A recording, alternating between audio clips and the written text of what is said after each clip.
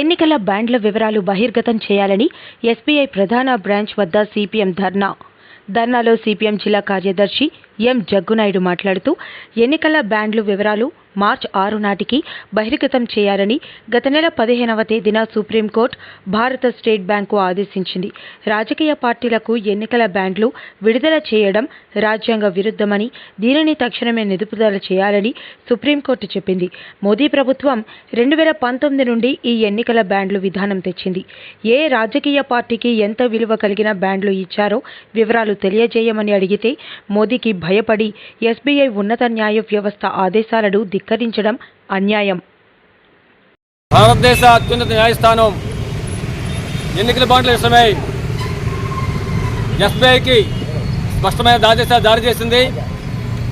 గత నెల 15వ తేదీన సుప్రీంకోర్టు ఇచ్చిన ఆదేశం ఎన్నికల బాండ్లు రాజ్యాంగ విరుద్ధమైనవి, ఏకపక్షమైనవి, రాజకీయ పార్టీల తాలూకు అవినీతిని చట్టబద్ధం చేసేవి కాబట్టి ఈ బాండ్ రద్దు చేస్తున్నాం, ఈ పథకాన్ని రద్దు చేస్తున్నాం ప్రకటించింది. అంతేకాకుండా ఎస్బీఐ మార్చి 6వ తేదీ లోపున మొత్తం ఈ ఎన్నికల బాండ్ల వివరాలు, ఈ బాండ్లు ఎవరు కొన్నారు, ఏ పార్టీ సేకరించింది, ఈ బాండ్లు విలువంత అన్న వివరాలని సంపూర్ణంగా ఎలక్షన్ కమిషనర్కి అందించాలని చెప్పని ఈ నెల 6వ తేదీ గడువు విధించింది. ఈసీ ఈ వివరాలని 13వ తేదీన ప్రజల ముందు బహిర్గతం చేయాలని చెప్పని ఈసీని ఆదేశించింది. కానీ ఎస్బీఐ ఈ దేశ అత్యున్నత న్యాయస్థానం తాలూకు ఆదేశాలు ధిక్కరించి ఉల్లంఘించి ఇంతవరకు వివరాలు బయటపడలేదు. పైపెచ్చు వచ్చే నెల జూన్ నెల 20వ తేదీ వరకు గడువు కోరింది. ఇంతకన్నా దుర్మార్గం కాదు. అంటే ఏప్రిల్ మే నెలలో పార్లమెంట్ ఎన్నికలు జరుగుతాయి, ఎన్నికలు అయిపోయిన తర్వాత వివరాలు బయటపడతానని చెప్పనే చెప్పింది. దీని ఉద్దేశం ఇప్పటికే ఈ ఎన్నికల బాండ్లు దాదాపు సింహభాగం 90% పైన 6,565 కోట్ల రూపాయలని బీజేపీ సేకరించింది.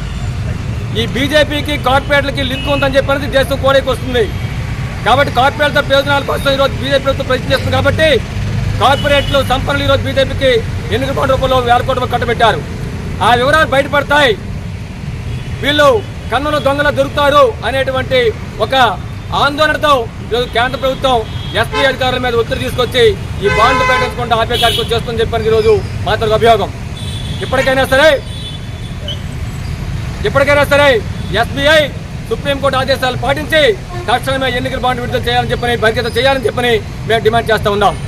మరి మోడీ గారు చెప్తున్నారు డిజిటల్ ఇండియా అని చెప్పని, ఎస్బీఐ చెప్తుంది దాదాపు 22,000 బాండ్లు మేము లిఖితపూర్వకంగా రాశాం, మేము ఆ లెక్కేందుకు టైం కావాలని చెప్పని.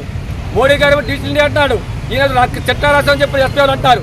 మరి చిట్టాలు మీరు రాసిందైనా సరే మీరు లెక్కడం కోసం 21 రోజులు చాలదా? రోజుకు 1000 లెక్క పెట్టలేరా మీరు? ఇది కావాలని కేంద్రంలో పెద్దలు ఎస్బీఐ చైర్మన్ ఆడుతున్న నాటకం, ఇది కావాలని తొక్కిపెట్టే కార్యక్రమం చేస్తున్నారు. అందుకని సిపిఎం పార్టీ ఈరోజు దేశవ్యాప్తంగా ఎస్బీఐ నిరసన కార్యక్రమం చేపట్టాలని పిలిపించే దానిలో భాగంగానే విశాఖపట్నం ఉన్నటువంటి ప్రధాన కార్యాలయం ముందు ఈరోజు మేము ఆందోళన కార్యక్రమం చేస్తూ ఉన్నాం. సిపిఎం పార్టీ ఈ ఎన్నికల బాండ్ పూర్తిగా వ్యతిరేకం. ఇతరులు తీసుకోకూడదు, సిపిఎం పార్టీ తీసుకోదు. ఇది మా విధానం. ఎందుకంటే ఇది ప్రజల ఆస్తి. ఎన్నికల్లో బాండ్లు ఉపయోగించుకునే డబ్బుల్లో ఉపయోగించని ఎన్నికలు తొత్తర చేసి ప్రజాస్వామ్యం కూలి చేస్తున్న పరిస్థితి భారతదేశంలో చూస్తున్నాం. ఆ పరిస్థితి పోవాలి. ఎన్నికలు అవినీతి రహితంగా జరగాలని చెప్పి సిపిఎం పార్టీ విధానం. అది జరగాలంటే ఎన్నికల బాండ్ పూర్తిగా రద్దు చేయమని చెప్పి డిమాండ్ చేస్తున్నాం. ఈ బాండ్లని బహిర్గతం చేయనటువంటి చైర్మన్ మీద చర్య తీసుకోవాలి. సుప్రీంకోర్టు సుమోటోగా కేసు చేపట్టి వెంటనే దోషులు శిక్షించాలి.